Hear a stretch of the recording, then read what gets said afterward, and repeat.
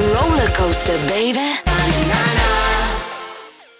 Hai că ne-am întors și în mod excepțional s-a decalat interviul cu Ellie Jackson. Acum este momentul ăsta de 10 minute, cred că s-a dat jos de pe scenă.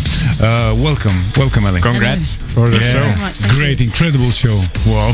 So I think it's safe to say that we've been waiting for you since 2009. Yep. Have I when not your been here debut before? was out. No. No, remember. No. I keep telling myself I have been here before. No, apparently I haven't. No. So moving on, 6 years later, you're here. Yeah. And your second album is here. Yes. For the past years, we've been speculating on your presence here on Summer Well. We've been in talks with the organizers, with your management. And last year, Trouble in Paradise is out. And I said, okay, this is a year. This is the time. Yep. Almost. What happened in between the two albums? We can leave out the bad if you want. Well, I think I've seen a lot of interviews about that. I think you're right. I think we can leave out the bad. I think it was a combination of things. I think it was a combination of the bad, breakups are never great, but it had to happen, and I think essentially it was a good thing for us. I think if we'd have tried to release this record in 2011 or 2012 even, I'm not sure if people would have quite understood the change. I think the gap actually gave us license to do what we did on the second record, and so I kind of think it was a good thing. Partly it just, there was a lot of pressure, partly there was problems, and partly I couldn't sing. I lost my voice for nearly 2 years, so there's a lot of different issues, yeah. Let's talk about your life before music and Roux. You certainly have inherited the artist genes from your family. Your parents are actors, Trudy Goodwin and Kit Jackson. Your grandfather, Anthony Barnard, was founder of the London Chamber Orchestra. Have you had artistic directions from your folks? No, they told me not to do this job. Yeah, they told Really? me. They told me not to act. Yeah, they told me not to act, not to get into entertainment because it can be heartbreaking. Basically, if you're crap at it, it's really heartbreaking. But it's okay because I'm not that crap at it. No, not at all. But did your parents give you the diction lessons? No. They told me not to Incredible. swear. That was about it. My parents speak quite well anyway. Yeah. We weren't. But we had an unfortunate upbringing. I can't say that I didn't. yeah, have you tried to express yourself through other artistic than music? I liked art a lot at school. In fact, I wanted to do graphic design and design technology for quite a long time. Wow. And I did, a work experience in those kinds of places. And then I just I'd been writing songs since I was about 13, and I couldn't not do it. I'd always really wanted to do it, but I liked art as well. But the great thing about music is that you get to do both. When I design the album sleeves and do the shoots, and you've got a lot of artwork to do and a lot of videos. There's a lot of creative direction in other areas. That means I kind of get to do all the things that I wanted to do anyway. Well, But do you see yourself doing something else? I mean, besides music. something? No, not artistic at all. And not really. I'm not very good at anything else. I think maybe later on in my life, I certainly don't want to be the kind of performer that's still on stage and I'm 65. I think I'll find something else in music to do, or maybe I'll just, make music on my own in private somewhere. Come on, Rolling Stones are cool. Yeah, no, they're all right. Yep. Men can get away with it somehow. Yeah. By the way, there is a recurring subject in all professional areas of the latest years: discrimination and in equal rights. Is it hard for a woman to succeed in the music industry, and particularly in alternative music? I think it depends on what you want to do. I don't think it's hard for a woman to succeed if she wants to go down certain paths, or is okay with going down certain paths. I think I never really thought it was harder to succeed as a woman. Or no, it's not about succeeding. I think you can succeed. I think it's about the level of respect or what you're perceived as. I think it's the perception that's more the thing. So I think, especially when I had Bulletproof out and then I brought my second record out, which is different, I started to see the kind of lack of understanding. It took some people a lot of time to understand that I wasn't just going to make tinny, pop electronic dance music forever, and but also nobody believed that I could play an instrument. Everybody thought Ben Langmaid was like this kind of keyboard wizard, and the sad fact is he never played an instrument. We had other skills together, of course we did, more lyric writing and stuff like that, but I think it's hard for people to believe that, you actually did play the guitar since you were 6 Yeah, we've years seen old, a quite rocky show tonight. Yeah. Incredible. Thank you. Describe your second album for people who haven't heard. I think for people who have heard the first record, I think it's a lot warm. It's a lot warmer. It has a lot more. It's a lot more intricate in terms of its arrangement. We wanted it to be sexier, slightly more soulful, and definitely warmer and bassier. And we wanted it to have groove. I think the thing about the first record that I really hate now is the fact that it's so quantized and it feels like it's been, computerized essentially, because it has. It's fairly lazy bedroom production, and I think that's something that I didn't want on the second record. And I fought really hard to have it the way that it is.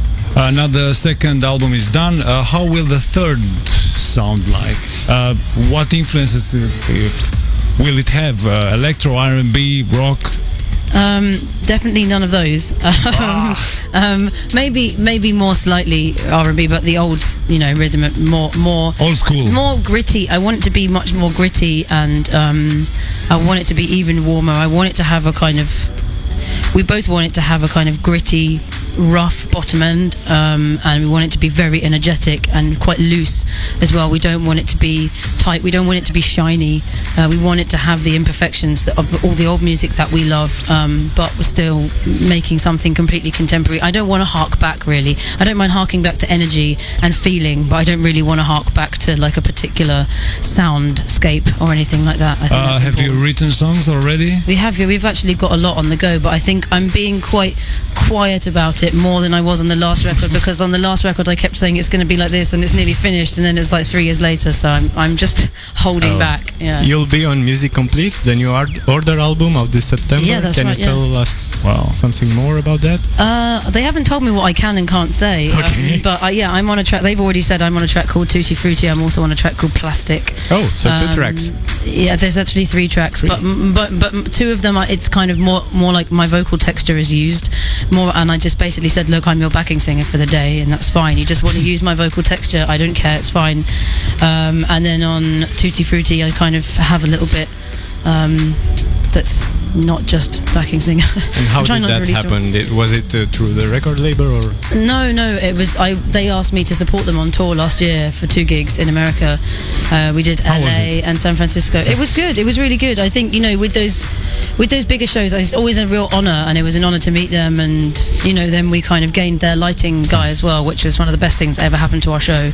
And all of that was great, but I think whenever you play those big shows, as a support act that you're kind of learning something, but they're not really there for you. And most people who turn up to see those shows are people that have been, fans for 30 years of a band. They're not getting there 2 hours early, So it's more just kind of like nice practice and getting to meet people that you love and respect. Yeah. We know that the 90s were dominated by rave and techno, and the first year of the 2000s came back to the disco music of the 80s. Now funk is leading the way. How do you think the dance music will sound in the next 10 years, from 2 to 20? I'm not sure. I think a lot of musicians would really like EDM to end. I think for people that did know the dance music of the 90s, as I did and lots of my friends did. I know you love rave music. I do, yeah, but I love old school rave music. Yeah. I like it when it doesn't feel really plastic and shiny and soulless. I think old music, of course, old dance music, it all has a formula, but I think the formula used to be less obvious and more soulful, and it used to feel like it had a purpose. Whereas now I feel a little bit like a lot of modern dance music is slightly taking the piss out of the listener. It's kind of it's so formulaic, it's almost patronizing to the people listening to it, and I think I'd like to see dance music get soulful again. But I also feel like it's okay if dance music is like no more, just like there are lots of genres of music that are no more and can never live again. I think we need to stop focusing on dance music quite so much and just let other things happen. But what are you listening to when on tour? I just downloaded some of that Mac DeMarco stuff. I actually really like it. I really like how melodic it is. I hated it. Listening to Calvin Harris, stop it. I really like it, and actually I've still yet to listen to the Maccabees record. I was just talking to them today, and I really want to listen to that. I really liked their set. I really like the new Foles track as well. What Went Down, I think it's great, and I think the video is great as well. There's actually there's a lot of stuff I like at the moment. Those are the easiest things to think of for now, but yeah. And finally, do you have any music favorites among the newcomers? among the newcomers. Yeah. This is From when I go, who are England. them? Who are the newcomers? Name one. I don't know. Circa Waves, for example. I haven't heard any Circa Waves. No, I'm unbelievably sheltered. It's like I've either seen it or I haven't seen Wow. it. Yeah, I don't look on the charts and go, ooh, you know. And anyway, have you ever helped a young musician in his first struggling year? Yeah, I have. I think it's something that happens a lot. You have it happen to you when you first start. There's always somebody that kind of takes you under their wing a little bit. And yeah, I've definitely given some advice, but I don't know. Whenever I give people advice, they end up really darked out afterwards. Like they don't. Maybe I shouldn't work in music at all. Maybe I should just go and do something else. So I don't know if I'm the best person to ask. All right. Now that you've kind of changed your hair color, do you have to change your name? I did think about it. Okay. Blondie no. Roux. Yeah, La Blonde. La Blonde. Yeah. No, I don't think so. I think I'm over it. I think it was either change the name on the second record or don't change it at all. It's sort of just done now. Yeah. Ellie, thank you. Thank you very much. Thank you very much. Thank you. Summer Well Special Edition cu Alexandru Anghel și Bogdan Șerban. Roller coaster, baby.